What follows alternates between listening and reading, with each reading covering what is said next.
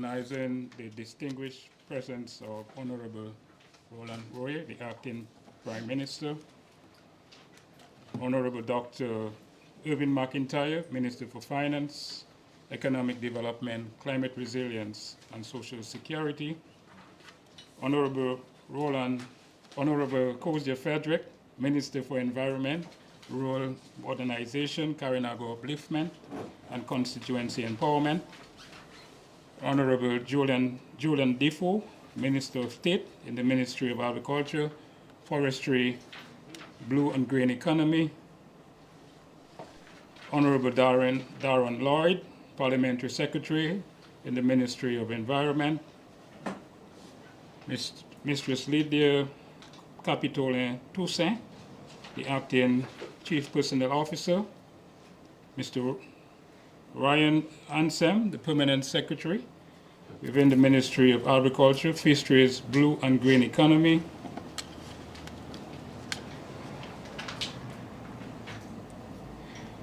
Heads of Division of the Ministry of Environment, Rural Modernization, Carinago Upliftment, and Constituency Empowerment, Ms. Hilda Kelser, the Country Coordinator of the Green Climate Fund Enhanced Direct Access Project, and all the members of the project office,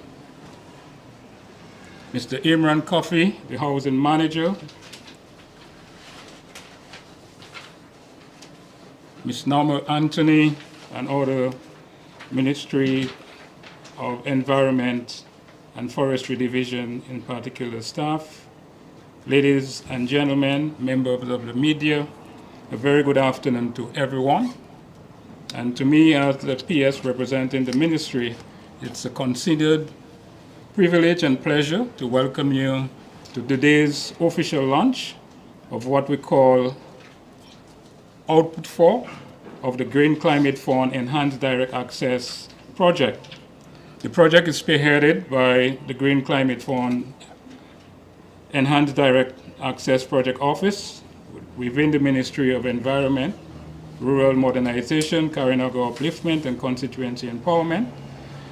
And the objective of this program is for the express purpose of strengthening local capacity for ensuring that institutions and the people at the household level have access to funding for ensuring that the climate readiness of the structures and property can be within up-to-date readiness.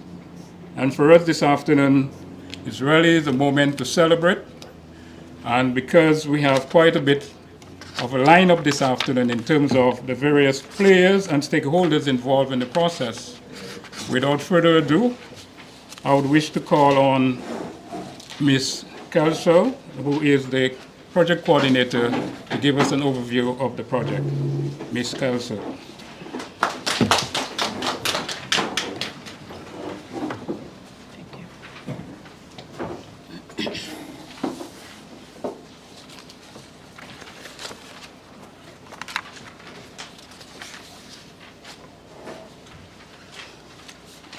Good afternoon, everyone. And I'd like to welcome you on behalf of the EDA team and the Ministry of Environment to this presentation today. I'd like to recognize Honorable Roland Ray, Acting Prime Minister, Honorable Dr. Irving McIntyre, Minister for Finance, Economic Affairs, Climate Resilience, and Social Security, Honorable Kozia Frederick, Minister of Ministry of Environment, Rural Modernization, Carinago Upliftment, and Constituency Empowerment, Honorable Julian Defoe, Honorable Darren Lloyd, Parliamentary Secretary in the Ministry of Environment, Ms. Lydia Capitole Toussaint, Acting Chief Personnel Officer, Mr. Ryan Ansem, Permanent Secretary, Ministry of Agriculture, Fisheries, Blue and Green Economy, Heads of Department at the Ministry of Environment, Rural Modernization, Carinago Upliftment, and Constituency Empowerment, staff of the EDA project, Mr. Imran Kofi, Housing Manager, Ms. Norma Anthony, Forest Officer, staff of the Ministry of Environment, EDA and Forestry Division, members of the media, ladies and gentlemen. Let me just say that today is another good day. It has been a long time coming, and we at the EDA Project Office and the Ministry of Environment are very excited to be here today, because today is the official launching of the Component 4 of the EDA project in Dominica. To give you some background information, in 2016, the Green Climate Fund announced a pilot initiative for enhanced direct access, with the objective of the pilot being to allow the fund to effectively operationalize its enhanced direct access modality at the subnational, national, and regional level through public and private entities. In response to a request for proposal, 3 Eastern Caribbean islands presented a joint funding proposal to the GCF. The project, entitled Integrated Physical Adaptation and Community Resilience through an Enhanced Direct Access Pilot in the Public, Private, and Civil Society sectors in 3 Caribbean small island states. This was approved for funding by the GCF, the Green Climate Fund, on March 1st, 2019. This project was proposed in response to the request for proposal issued by the GCF in July 2016, and is designed to meet the stated objectives of the request for proposals, namely to enhance country ownership of projects and programs by developing decision-making at country level, hereby allowing greater involvement and input from impacted stakeholders. The project is being implemented in 3 OECS member states, namely Antigua and Barbuda, Dominica, and Grenada.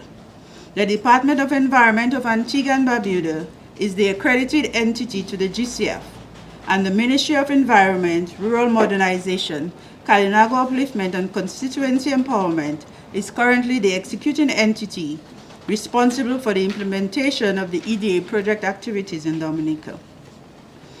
Cabinet advised approval of the signing of the subsidiary agreement on June 25, 2019, between the Government of Antigua and Barbuda, through its Department of Environment, and the Ministry of Environment, Climate Resilience, Disaster Management, and Urban Renewal, now the Ministry of Environment, Rural Modernization, Kalinago Upliftment, and Constituency Empowerment.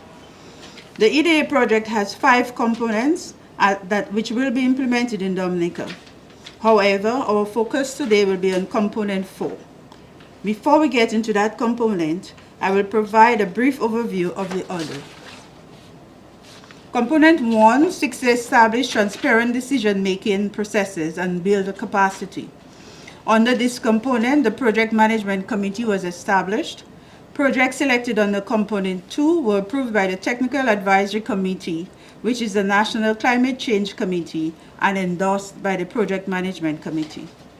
Component 2, an award of US $3 million in grant funding towards adaptation interventions in public infrastructure projects targeting ecosystem services, that is to restore, protect, or strengthen the covered drainage systems and to improve resilience of watersheds. The projects selected are strengthening of national forests and watersheds. The goal is to re-establish forests lost by climate change actions. This was submitted by the Ministry of Environment, Rural Modernization, Kalinago Upliftment, and Constituency Empowerment. And this is being done for the Forestry Division. A grant amount of US $336,000 is available to undertake that activity. Second project, rehabilitation of drains and culverts from Point Michel to Soufriere. And this was through the Ministry of Public Works, Public Utilities, and Digital Economy. The project will restore and improve the drainage capacity of the section of the road to Dominica's road safety standards through the clearing of landslides and blocked earth drains and constructing and replacing drainage infrastructure along that route. The grant amount is US $827,464.40. Project number 3, disaster risk management. This was submitted through the Ministry of Agriculture, Fisheries, Blue and Green Economy. The project focused on reducing the impacts of natural disasters, improving preparedness, and integrating disaster risk management in the agricultural program planning and execution exercise. A grant amount of US $1,012,540. Ministries are currently awaiting the final approval of the EIA, SMPs, and GAP reports, which were submitted to the Department of Environment and the Green Climate Fund last year for review and approval. Output 3. Community resilience to climate impacts is enhanced through tangible adaptation benefits. The Global Environmental Fund Small Grants Program was selected and approved as a service provider in March 2021 and has worked successfully with the project team. This component demonstrates enhanced direct access for civil society organizations, community-based organizations, and non-government organizations through an on-granting mechanism for adaptation in community buildings that promotes resilience to droughts, floods, and hurricanes. US $1.8 million was made available for small adaptation grants. A call for proposal was issued for community adaptation projects of up to US $250,000. They were evaluated using established transparent criteria used by the GEF and the GCF. The selection process was undertaken by the service provider, the National Climate Change Committee, and approved by the Project Management Committee for the EDA project. Disbursements of $1,672,060.40 have been processed to date and reports received. The third disbursement will be processed upon completion of the works by the various organizations, hopefully by the end of June. 6 grants were provided to community organizations targeting the strengthening of existing communal and public good building structures, such as shelters and community buildings. The 6 grantees are St. Peter's Fisheries Cooperative in Bioche, and they received $310,500. That's EC. Southeast Community Emergency Response Team, in collaboration with the Lapland Catholic Church, received so far $282,261 EC dollars. Salisbury First Baptist Church and Gospel Hall received $403,230. Girardel Eggleston Consumer Cooperative, $241,938. Monrachet Development Committee, $456,994.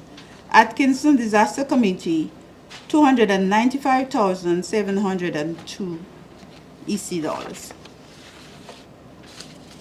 Component 4. Our focus today is on Component 4 of the EDA project, which focuses on privately owned physical assets of vulnerable populations are more resilient to climate variability and change through concessional microfinancing. This will demonstrate enhanced direct access of individuals through a concessional on-lending revolving loan program for adaptation in buildings. The Government Housing Loans Board was selected and approved by Cabinet as a service provider in March 2021.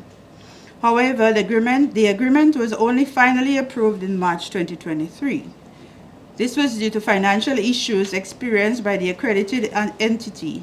Funds were eventually made available in February 2024.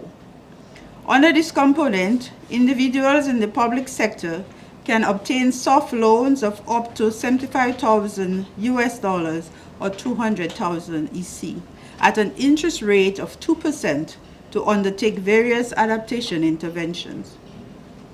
The chairperson of the Government Housing Loans Board and his staff has worked with and continue to collaborate with the EDA project office team over the past few months to get where we are today.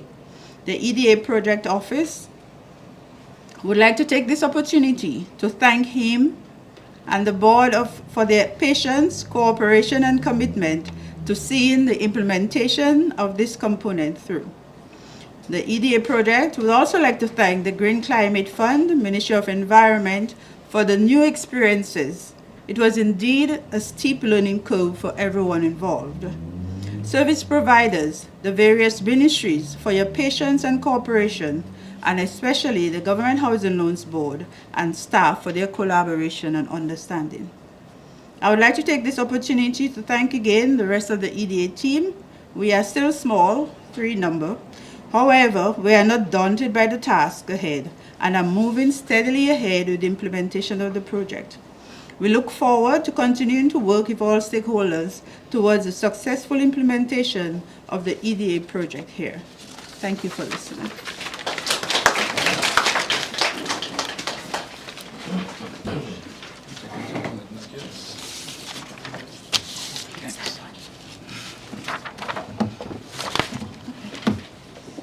Thank you very much, Ms. Kelso. And of course, I think it is an opportune moment for us to be forever mindful of why we're here this afternoon. And I say that because of the fact that we all should be very cognizant of the fact that we have made a deliberate and conscious decision to become the first climate resilient country in the world by 2030.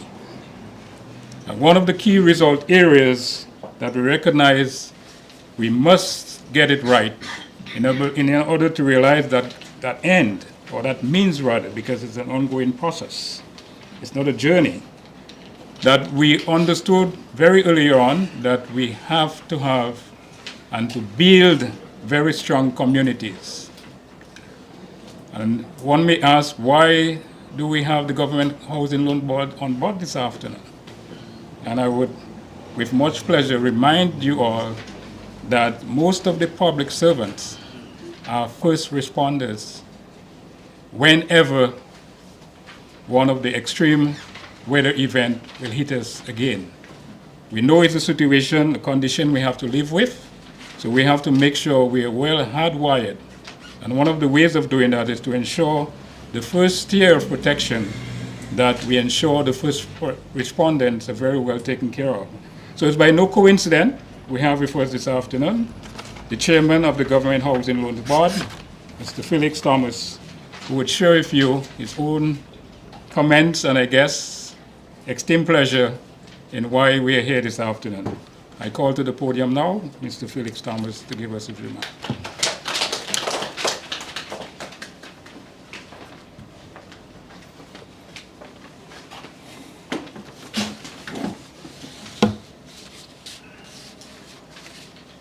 Thank you very much, Mr. Chairman, P.S. Blackmore. Protocol, I guess, would have been established, but let me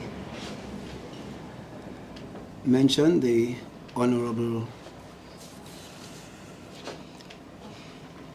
Acting Prime Minister, the Honorable Dr. McIntyre, Minister for Finance and Economic Affairs and Climate Resilience, Honorable Darrell Lloyd,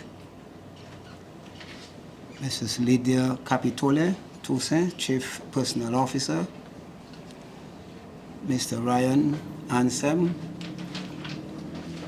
Permanent Secretary, Ministry of Agriculture, Fisheries and Blue and Green Economy, Mrs. Kelcher, Hilda Kelcher, Country Coordinator, and I heard you, Miss Kelcher, actually gave my outline already, so that is good. Also, the head of departments of Ministry of Environment, Rural Modernization and Kalinago Upliftment, Mr. Imran Kofi, Housing Manager, Ms. Norma Anthony, Forest Officer, and staff of the Ministry of Environment. A very pleasant and good afternoon to each and every one of you. Let me apologize for being late. I wish I were Joseph, the young son of Jacob, who was a coat of many colors. but in fact and indeed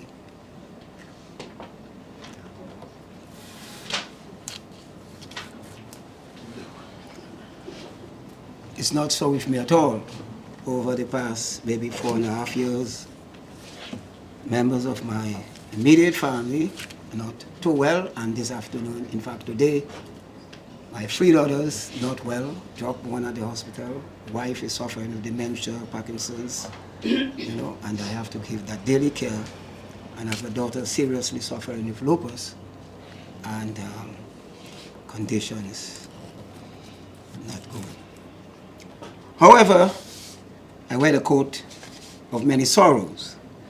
But this afternoon, I believe would bring some smiles to the Dominican public, some life and some encouragement as to what they would hear as it relates, or what they have heard before, as it relates to the Green Climate Funds, as it relates to public officers, and the general Dominican population by extension. Let me, as Chairman of the Government Housing Loans Board, it would be remiss of me not to inform you as to what the Government Housing Loans Board is all about as the provider in the execution of the Green Climate Funds that it now hopes to administer. But the Government Housing Loans Board is a body corporate established in 1957 with the sole purpose of providing funding, affordable funding, to public officers who at the time were on the establishment, who were desirous of building homes for themselves and their families. Interest rates, those of you who are of the age like Mr. Blackmore and the senior men of the table would know that when you are to contract a loan from any of the financial institutions, that interest rates was one of the biggest challenges that you had, and that interest rate was at sometimes 15, 17, and even in certain cases 18%. The Government Housing Loans Board was to be that sort of buffer, but they had to borrow from the banks and on-lend to public officers at a reduced rate, which was still above 11.5 and in some cases 12%.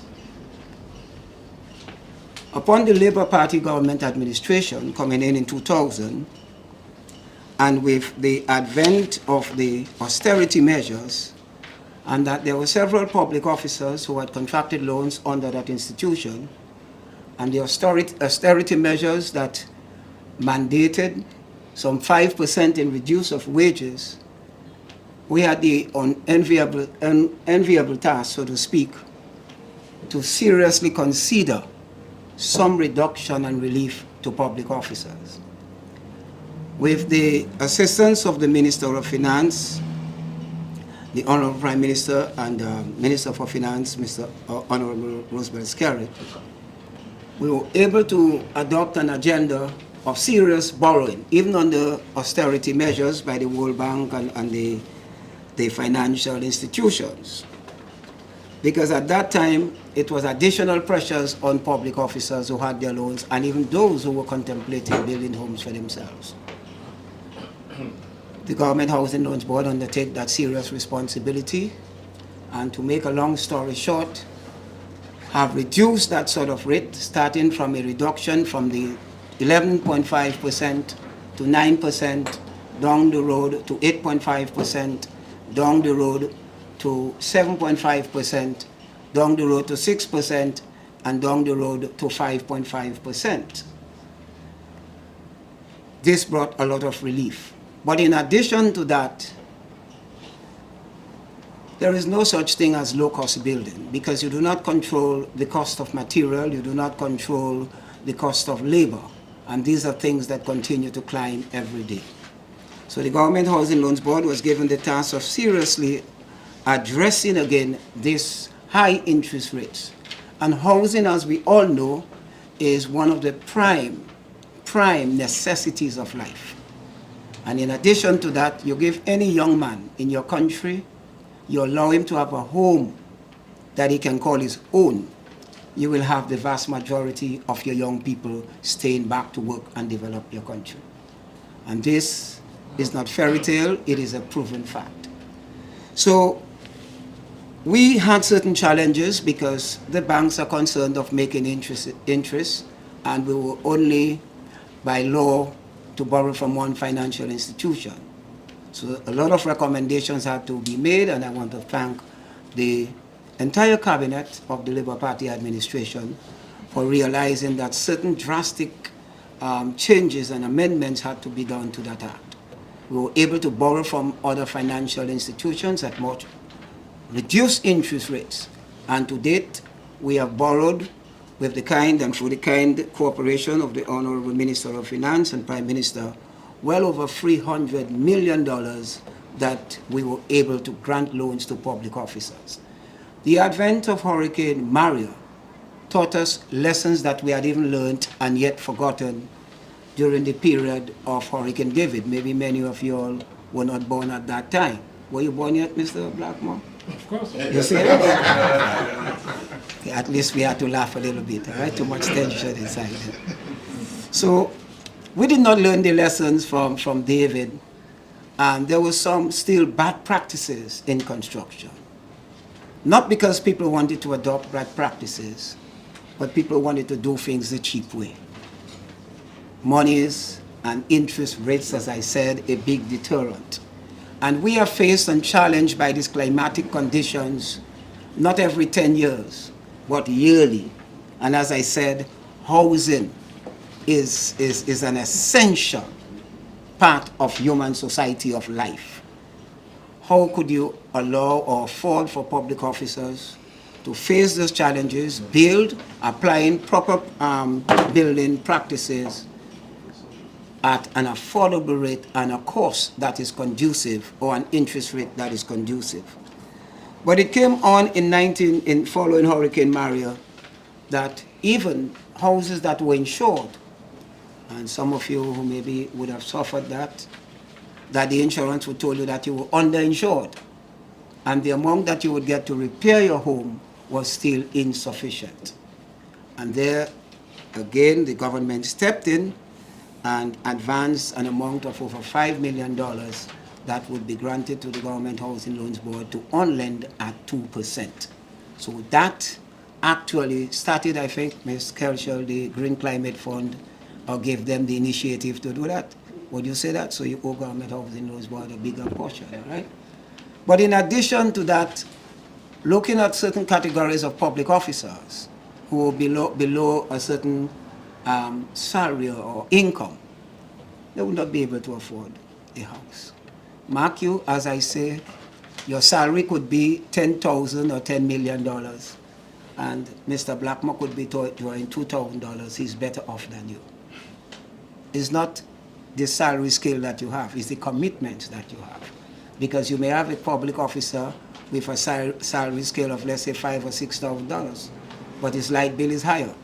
He have to use transportation and other things because his cost of living is much higher than the person at the lower income bracket rate. So we try to level interest rates that everybody could be comfortable with, an interest rate that is conducive for building, construction, and proper homes, implementing proper building practices. So we were able to draft up a program that was funded. In fact, at that time we said, let's take it to the Libyans, let's take it to the Cubans. Well, Cuba had no money at that time. Let's take it to the Chinese, let's take it to the Venezuelans.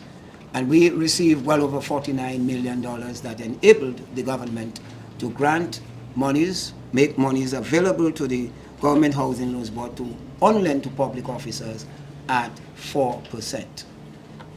Here we are, all with housing. Today, as I speak, I wish to say that today was 5 years ago, that it was really 5 years ago. However, I would have to live by the saying that it's better late than never. As Ms. Kelshel said, and rightly said, it was a long streak of patience and patience. Because let me, in fact, first take the opportunity to thank the board and the staff and members of the Government Housing Loans Board. before ending off with them, for their support throughout this process. It was in the year 2018 that a request was made to the Government Housing Loans Board to administer Output 4, as was outlined by Ms. Kershall, and I will not go to repeat that, all of the components of that output. That is the Green Climate Fund, a revolving fund for private homeowners geared at financing climate adaptive and environmentally friendly domestic projects. Having put all the necessary procedures in place, it was our hope that it would have been plain sailing. But it was not so. But however, as the saying goes, it's better late than never. On February 26, 2024, we received our first sum of EC $1.3 million. And have already disbursed a total of EC $1.1 million. As I always say that I compliment the staff of the Government Housing Loans Board.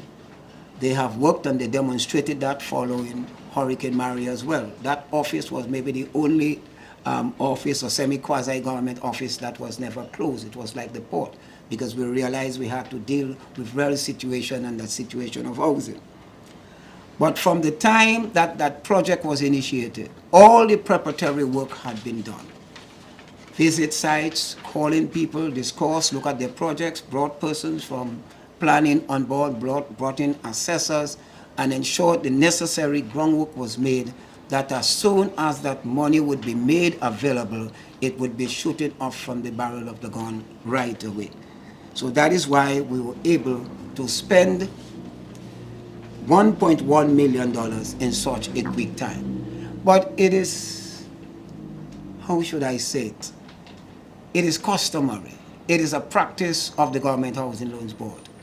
When we first negotiated an amount to reduce interest rates of over $35 million and an additional amount of $24 million to grant loans, in less than 6 months, every single penny was spent. Because in the construction industry, it creates a lot of employment, it creates a lot of economic activity. And in addition to that, it makes your nationals, it makes your people have a sense of belonging, a sense of ownership, because they have something they feel that belongs to them. It's not only to say, I am Dominica. In fact, they own part of Dominica. And we have adopted that sort of policy of ensuring that all the necessary groundwork and preparations are done, that all monies can be executed. Sad but true, too many times within this scope, that large sums of monies have to be returned to various institutions who have granted monies to us. And that challenge was posed at a meeting that I had with one of the permanent secretaries and the Antiguan counterparts. Because of the delays, not because of our fault, but they felt that to disburse the money at that time would not be wise, and the money would not have been spent, and that the Green Climate Fund would request that money back. So I gave them the challenge and I said, you just put us to the test. Are you satisfied, Ms. Hilda? You have access. Let me say the Government Housing Loans Board is quiet, it's transparent, it's open. You know, you can go in there, ask for information, not people's private information, but as to how we operate. You know what is happening. And we are saying we are waiting for the second tranche. Can we get it tomorrow morning? Because we have a growing list, of persons, of applicants, and who are, your hand is up. Can I see many more hands up, or your home in order? Then that is good. So here we are, that we have executed what have been delivered, and many persons have taken advantage of that to ensure that they have a more climate resilient building. I want to give the assurance that the Government Housing Loans Board will continue to implement every aspect of this component in the best interest of not only the public officers and employees of associated statutory bodies, but would do so who are targeted recipients of that facility, but the country as a whole, because, you know, sometimes it hurts my heart. And I have made, as I say, I'm not a public servant, you know, and sometimes certain public officers at the top find me rough because I speak directly. Is that true, Mr. McIntyre? I'm a rough speaking person. Too much tardiness in getting documents and paperwork done. And we can lose out, you know, on essential projects that can greatly assist and help in the general upliftment of the people of the country. I made noise like hell with the legal department over a little issue amending an act, you know. And truth me, maybe sometimes I'm rude because you have to extend to that. But when I meet with persons who, within the public service, public officers, who show a different picture, because it did not take myself and my former peers more than 1 hour, and I think I called you on the phone when I left that meeting with that particular peers, and we were able to sign an agreement in less than an hour that took us over 5 years. We should have over $60,000 million from the Green Climate Fund because Dominica deserves it. We are seriously the most affected country, not in the Caribbean, but in the world. And that is a fact. In the world, if it's not one, it's another. And I just want to urge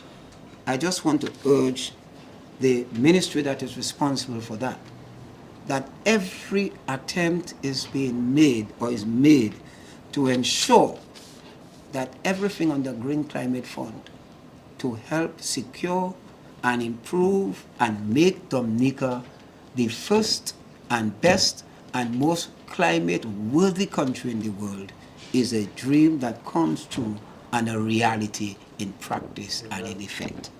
Having said that, let me shut my mouth, because if you speak too much, you might say too much. But let me thank each and every one of you, you know, for allowing me the opportunity to bore your ear. Thank you.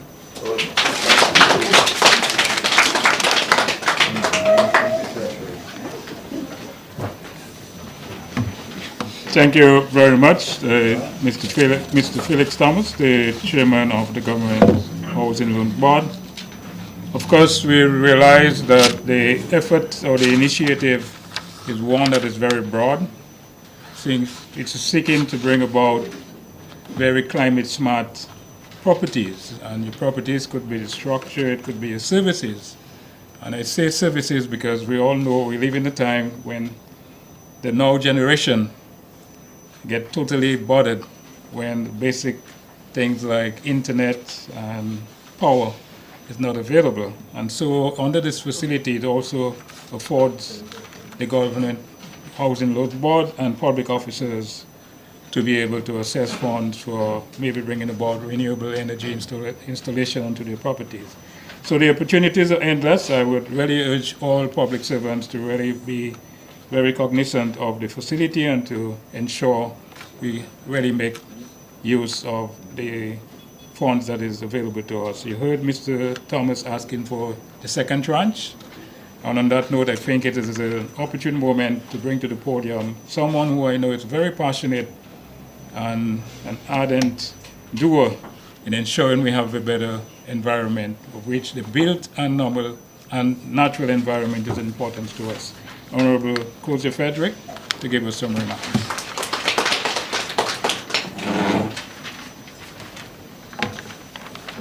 Thank you very much, P.S. Blackmore.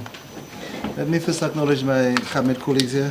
But first of all, the Acting Prime Minister, Honorable Roland Roy, Dr. McIntyre, the Minister of Finance, Honorable Jolan Defoe, and Honorable Darren Lloyd, and Mrs. Lydia Capitoli Toussaint, Chief Personal Officer, P.S. Lucian Blackmore, P.S. Ryan Anselm, Mr. Felix Thomas from the Government Loans Board, Ms. Kelshell, the Country Coordinator, also Michael Savre, who is the GCF National Program Coordinator, who sits within the Ministry of Finance, Director of Forestry, Mr. Burton and his team here, Mr. Eman Coffey from the Housing Division, Housing Manager, other heads of the department, Miss Honorary from NEP, the staff of the Forestry Department, the media, ladies and gentlemen, Mabrika from my native town. We know that physical adaptation and community resilience is important for our country. It's so important because we are on the trajectory to become the first climate resilient country. And so building resilience and adaptation is so important because they help us to withstand and recover in a timely manner to major weather events.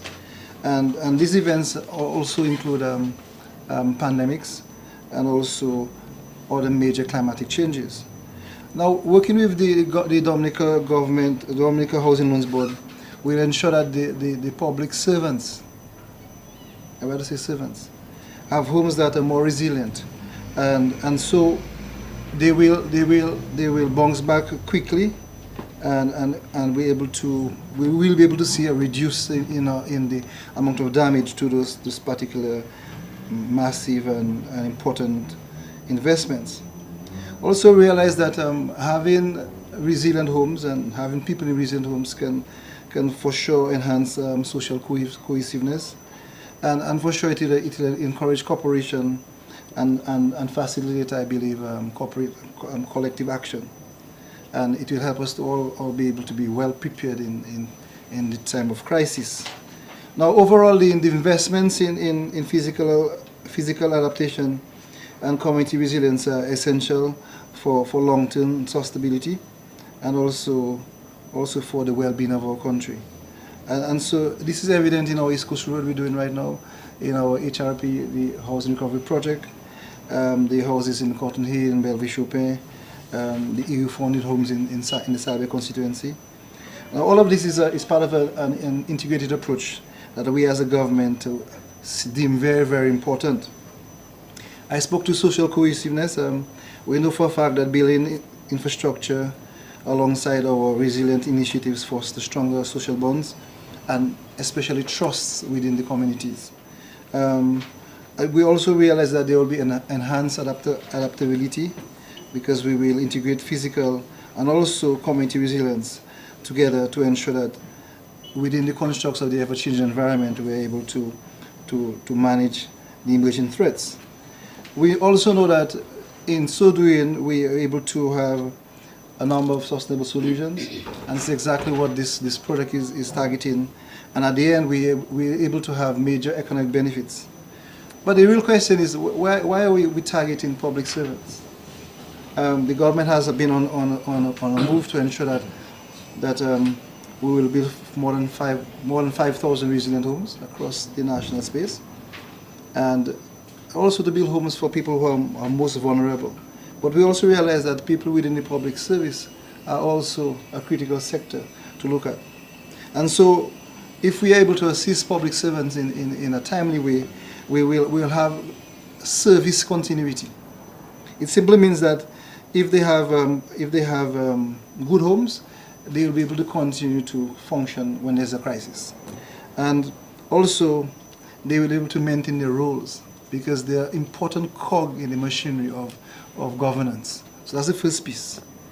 We also realize that there will also be stabilities within a community because public servants come from communities across the Dominican context. And so we have public servants in the urban areas, in the suburban areas, and also the rural areas. And if they are able to be safe and secure, that can be transmitted to the others within the community, and it will help to build some trust within the government system. Also, in essence, we're really ensuring as a government that our employees are taken care of. The well-being of our employees are important.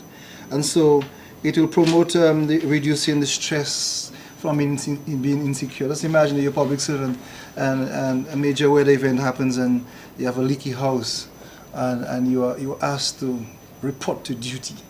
How do you do it knowing that you're stressed out about all of those things. So the connection with the housing board, loans board is so important. The history of the housing loan board is also important for us to understand how it has transcended various major issues. And as the ministry responsible for the environment, we want to ensure that that we continue to support agencies who have this sort of leaning to help public servants and the citizens. But in a sense, coming down to the nuts and bolts of the project itself, we will ensure that that the monies that can be accessed will be used for a number of things. We realize that water management is an important part in the entire scheme of things.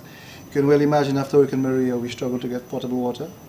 And one of the reasons we have a lot of plastic on the island too, because we bring a lot of bottled water, because our streams were destroyed. Kudos to the WASCO who timely responded, but you can imagine the amount of investment you would have to inject into a country where with 365 rivers all modeled with trees and rubble. And so within the context of the loans, civil servants can get access to do all of that, rainwater harvesting, to manage the irrigations for the yards, etc. The concept of smart building is also important in all of this. How do you build smart? And so new technologies are important. So civil servants can really smart up their homes and make them more able to deal with weather conditions. We also speak to how do we do the covering of our homes. The green roofing is important. Green gardens, and we're also looking at how do we treat the flood control. Because some parts of the island where we do have our investments in homes, they're prone to flooding. And all of the investments and the loans can go towards those things. How do we elevate homes and ensure that they are not flooded over, and how do we reinforce what already exists? So this, in a sense, is how we will target the public servants. And so this money is at a very reasonable rate, managed for transparency operations. And we're hoping the call is on the public servants to really reach out and access those loans, because we believe you're a critical part of the of governance, and that your work cannot be discounted, and your safety and security is important. But I also realize that as a minister on the international field, what we're doing is also important, because when we're doing this project with the Housing Loans Board, we're really targeting some of the what they call the SDGs, the Sustainable Development Goals. For example, one, we are dealing with poverty in some sense, because when you have a better home, it has more value. And even when you look at the vulnerable people with the HRP homes, they now have a home that costs more than $150,000. It's an asset that they can will and pass on to their children. In the case of the EU homes in the Canada territory, we have homes that cost more than $300,000. So in terms of the SDGs that we talk about, almost in a very flippant way, easy way, we are doing this in this particular project. So I want to highlight this, because now the homes will be a bigger asset, a bigger value. I realize also SDG 3 is targeted as well, because it talks about good health and well-being. Just being in a good home, in a safe home, you're good health. I see my brother there for consciousness here, we're here, so you free up, you're comfortable, so it helps. But for me, the most important, one of the most important ones is SDG 11, because I realize it speaks about sustainable cities and communities, and that's critical. How do we, as a government, target people within various demographics to deal with those? And so SDG 11 really talks about making the human settlement safer, more resilient, and more importantly, more sustainable. And so we know for a fact that resilient homes contribute to this goal by ensuring people are safe. But one of the things that is also dear to my heart is SDG 13, which speaks to climate action, in the bigger scheme of things. Although we know we're not a major emitter, we know that we're not belching waste into the atmosphere to destroy the ecosystems, but we get the backlash. We're the front line of climate change. So that's why we have major events, funny weather patterns, disastrous storms, flooding, irregular rainfall. We have shifting of our normal hot and dry season. So in a sense, we will provide within this project stable living conditions for the wonderful people who serve the public, especially as relates to reducing vulnerability to environmental risks.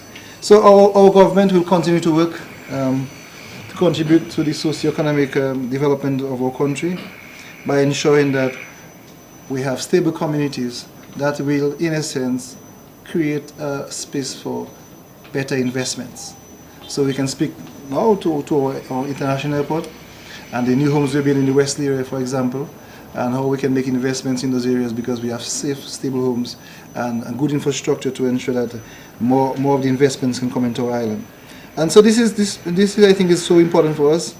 And so in the final analysis, I think the fact that we are contributing to the housing stock and ensuring that we go through a process that is very transparent really speaks to our government commitment to continue to empower those who serve at various levels, but also create an avenue for a better and more resilient country. In all of this, we realize that housing as a staple, as a basic need, is taken care of not only for the most vulnerable of us, but also for those who have major responsibilities and who have made investments on their own and who just need the additional hands up to ensure that they also become part and parcel of our country's development. And so I'm very happy as the Minister to push this project forward.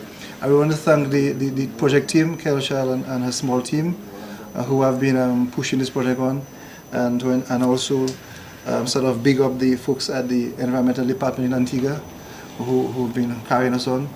We're hoping soon that we will have our own accredited agency on the island for one of our ministries and also the Ministry of Finance. And so we'll be able to, like Mr. Thomas said, the man of many colors said, how do we access the GCF funding? That is so critical for us because we do have all of the criteria that would really allow us to access those funds. But we as a government have to create all of those and build a proper credit and a proper perspective on this, and to ensure that we're able to get this in a timely manner. Because as we speak, we are coming into the hurricane season. I know it can be a very stressful time for people. And when I speak about people, the public servants are no less than those who really get affected at the community level. So once again, I want to thank you for being part of this thing. I thank Mr. Thomas and the work here, and also the work done with the GCF. And I really want to thank the colleagues who are here, because this really affects the people within our own offices as we speak. And so I'm really happy that we could do a little dent in that bigger move to ensure that public servants do get a piece of the pie in building resilient Dominica. Thank you so much.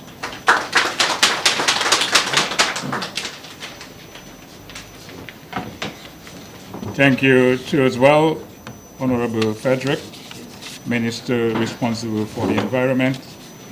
I don't think it's by any coincidence that you mentioned the fact that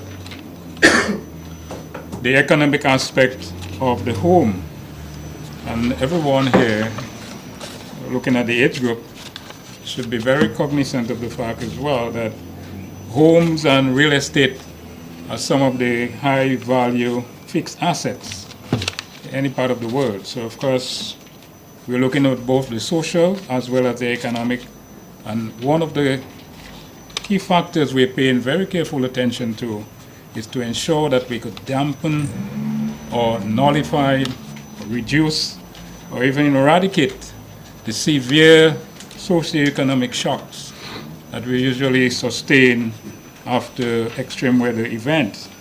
And so we know in our pursuit of being the first climate resilient country in the world, we recognize that we want to do so through social harmony as well as economic prosperity and a well-planned and durable infrastructure. And of course, residential estate is part of the built infrastructure.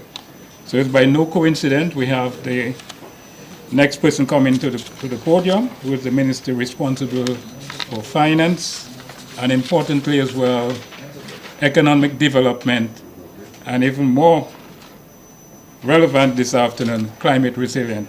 It's an honor to call to the podium Honorable Dr. Irvin McIntyre to give us his remarks.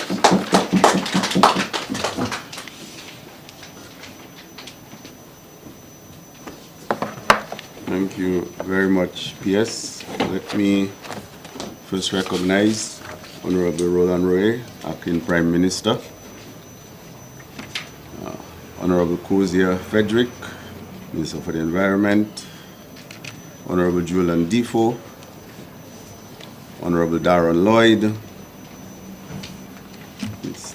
Lydia Capitole Toussaint, Chief Personal Officer, Mr. Lucian Blackmore, Permanent Secretary, Mr. Ryan Ansem, Permanent Secretary as well, Mr. Felix Thomas, Chairman of the Housing Loans Board, Ms. Hilda Kelchel, Country Coordinator, Green Climate Fund, Heads of Department to recognize Mr. Michael Savre of the Green Climate Fund and Ms. Honore from the NEP office, Director of Forestry, Imran Kafi, Housing Manager, staff of the Ministry of Environment, members of the media, ladies and gentlemen, pleasant good afternoon to everyone here. Well, obviously, the Ministry of Finance must be involved. The Ministry of Finance, Economic Development and Climate Resilience and Social Security is the national designated authority for the Green Climate Fund in Dominica. With this mandate, the Ministry of Finance authorized the implementation of the EDA project by the Ministry for the Environment, Rural Modernization, Kalinago Upliftment and Constituency Empowerment. We are therefore pleased to see that Component 4, which will provide affordable 2% loan financing for housing resilience, is now being launched. We recognize and appreciate the tireless efforts of staff within the Ministry of Environment in collaboration with the Government Housing Loan Board in the realization of this component of the EDA project. To this team, we hereby express our deepest thanks. Given the impending hurricane season, the importance of Component 4 has to be underscored. This will indeed be a delight to those homeowners who will be in receipt of this support.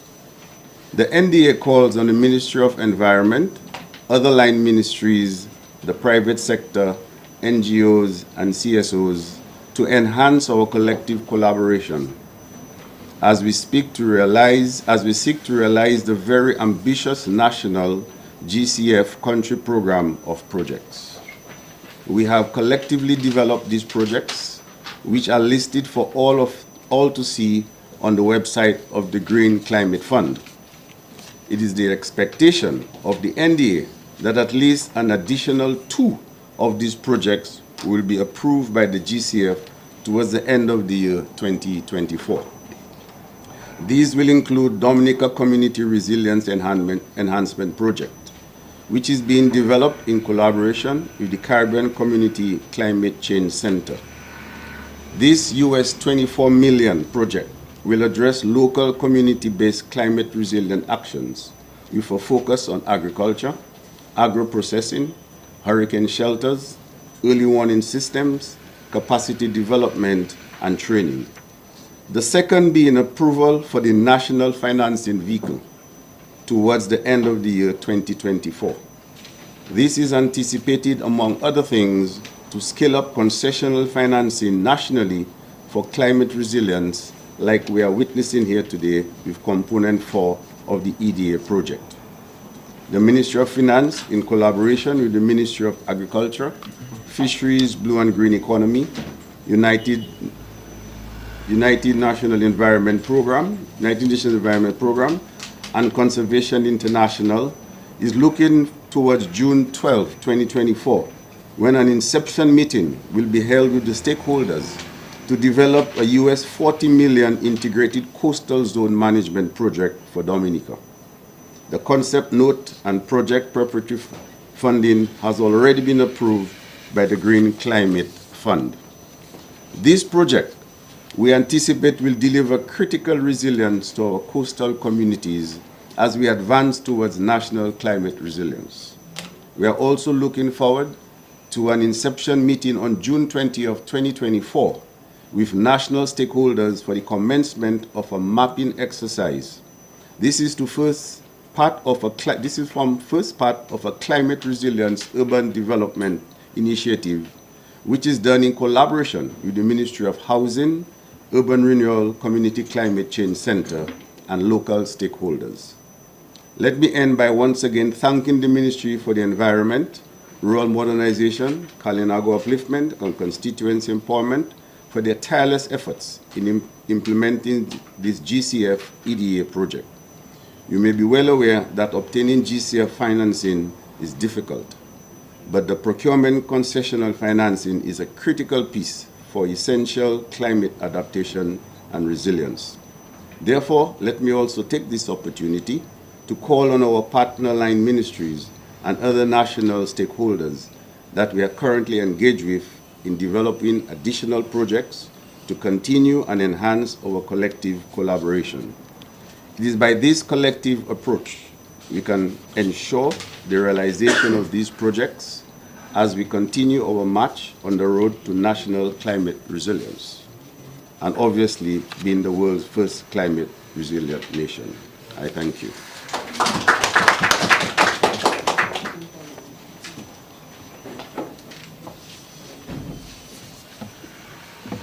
Thank you very much, Honorable Dr. Irvin McIntyre, for your very fitting comments indeed. So I guess everyone here and the listening public can understand the interesting mix of so many different ministries involved in this very critical project to ensure it becomes a living fruition for every one of us. And so we have with us the distinguished presence of the Honorable Acting Prime Minister, Honorable Roland Royer, whom we'll call to the podium to give us his address. Honorable Royer. Thank you, P.S. Blackmore. Good afternoon all. Let me acknowledge our Minister for Finance, Dr. Irvin McIntyre, Honorable Kosi Fesrick, our Minister for Environment, my colleague, Honorable Julian Defoe, Honorable Darren Lloyd, P.S. Blackmore, of course, P.S. in the Ministry of Environment, P.S. Ryan and Slem, Mr. Felix Thomas, Ms. Hilda Kelshell, I'm seeing the Director of Forestry, Director of NEP, Michael Salver, our CPO, the Housing Manager as well, other heads of department, forestry staff, members of the media, good afternoon. It is a pleasure and privilege to address you on the continued commitment and tangible actions of this government to ensure that our country meets its goal of building resilience and strengthening capacity to respond to climate change. The government of Dominica is extremely pleased to continue its collaboration with multilateral development partners, and in this case, the Green Climate Fund Enhanced Direct Access Facility for undertaking physical adaptation and mitigation measures for enhancing community resilience. Under Output 4 of the Green Climate Fund Enhanced Direct Access Facility, very concessional microfinancing is being made available to the holders of privately owned physical assets to mitigate the vulnerabilities confronting those properties and to create resilient communities to climate change. Climate resilience is one of this government's top priorities as we endeavor to secure a sustainable future for our people. I'm therefore honored to stand in solidarity with the other two OCS member states, namely Antigua and Barbuda and Grenada, which are also seeking to address the threats to their natural and built environment posed by climate change under the similar GCF EDA facility. I'm pleased to note the objective of this output, which is for 100 vulnerable homes or households to use fund-supported microfinancing to respond to climate variabilities and projected climate change through adaptation in private building assets. It is also significant to note that approximately 40% of these are female-headed.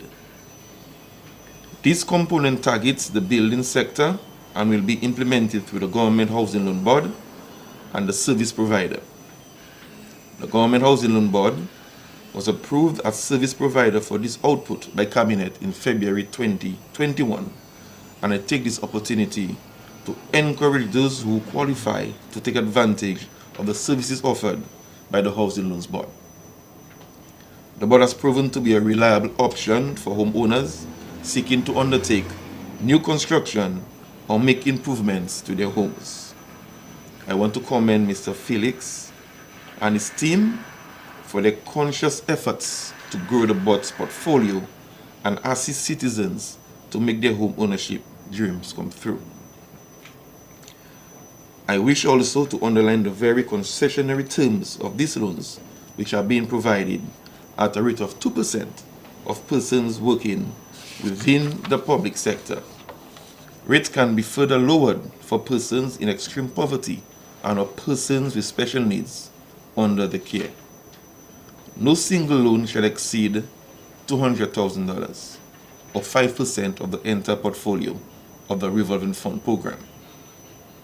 An award of $5 million for loans promoting resilience to droughts, floods, and hurricanes is available to public servants to undertake small adaptation projects with tangible benefits to their private homes. This component will seek to demonstrate enhanced direct access in the public sector through concessional revolving loan program for adaptation in homes for persons employed in the public sector. The main beneficiaries from the implementation of that component of the GCF EDA project will be homeowners in the public sector and will receive a maximum amount of EC $203,768. An initial amount of EC $1,344,100 was received by the GHLB, and funding is currently available for access by the public sector for promoting resilience to droughts, floods, and hurricanes. You will agree that these all sound like very attractive terms and conditions. You will have heard also of the specific activities which qualify under this grant, and I urge public officers to look into the specific area that apply to your personal circumstances and seek further information. We want our citizens to take advantage of these opportunities because building resilience at the individual and community level will help strengthen our country's overall response to climate change. As we look to the future, it is essential to recognize the critical importance of having secured and protected homes for realizing resilient communities and for achieving socio-economic well-being and sustainable development. The building of strong communities and well-planned and durable infrastructure are essential prerequisites for combating climate change, extreme weather events, and enhancing climate resilience in Dominica. The government of Dominica remains committed to prioritizing these efforts and working with our partners to safeguard our natural and built environments, and in particular the quality of life of our people. I extend my heartfelt gratitude to the GCF EDA Regional Secretariat, the in-country GCF EDA Project Office, the GHLB, and the people of Dominica for the unwavering commitment to a climate resilient Dominica. Thank you very much.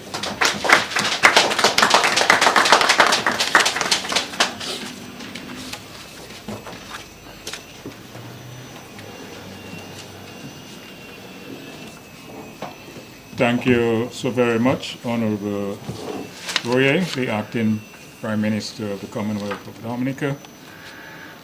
Since we are very tangible people, we like graphic display. And so we want to show this afternoon is no play, we have no joke, it's serious business. The brother of one of the honorable ministers at the head table will tell us so. So it's my pleasure at this point to call to the fore Mr. Felix Thomas, who would be handed the check, the symbolic check, by the Acting Prime Minister. Ms. Kelsall, could you do the honors, please. It has to be a photo moment. So maybe we could come at the this where they could take you.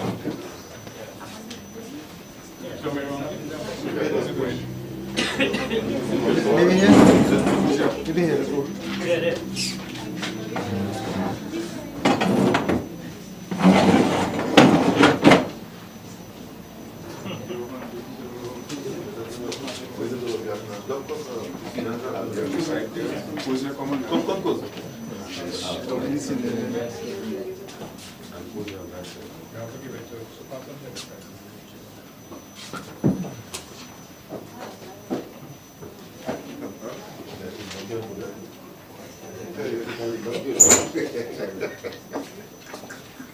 You want it over to the acting Prime Minister?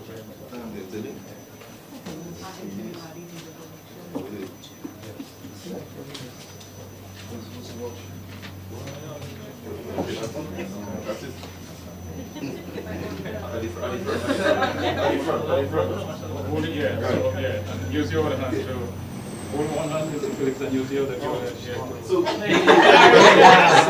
On top. Use the other hand. Use the other hand. Very happy.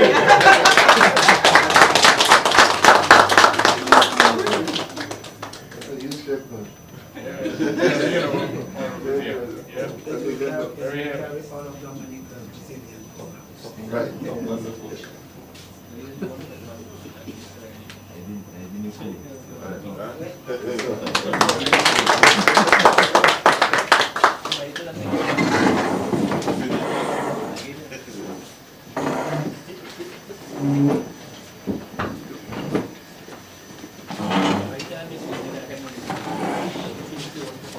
Okay, as we wind down, I must take time off to recognize, first of all, Honorable Roland Royer, the acting Prime Minister, for really dignifying this presentation today with his presence. Thank you, Acting PM. I also want to recognize almost, we could say, half size of cabinet here this afternoon. They speak tremendously. I mean, we're really deeply indebted to the honorable ministers for making this good turnout this afternoon. I think it's a good signal to the rest of the nation how important it is in our process for going forward as a collaborative entity. I also want to take the time off to recognize the presence of the acting Chief Personnel Officer, Mr. Capitole Toussaint. All the other heads of divisions that are here this afternoon, Mr. Thomas, and I also want to convey our highest regard to the rest of the Government Housing Loan Board. We are here to work with you collaboratively, and we heard the Honorable Irvin McIntyre made that pronouncement continuously. It's a collective collaboration in ensuring that we get it right with our hardwiring or readiness in terms of having climate smart initiative in this country. I also want to say a heartfelt thank you to the media who have always turned out here in large numbers. Kyrie FM, DBS, and we don't want to forget, of course, GIS, who is one of us. Continue to give us that kind of support. We really want to ensure the reach out is there. Everyone knows what is happening. And as was rightly said this afternoon by all parties, especially the minister responsible for the environment, we really want to ensure that we give careful attention to ensuring that the first respondent, and we know in reality most of the public officers, whether it's the police officers, the firemen, prison officers, people from the Office of Disaster Management, even while the storm is passing, they have to be out there doing what they have to do. So I know I had experiences as well when I came out after Hurricane Maria, but I cannot say on television right now what some of the reactions were. So I am really elated and happy and satisfied this afternoon to know we are taking this as a layer of support and lower protection to ensuring our public officers are safe and sound after an event. I want to say thank you to all of you for coming this afternoon. Of course, for our listeners and viewers at home, we say a very good afternoon to you and happy weekend. Thank you, everyone. Thank you very much.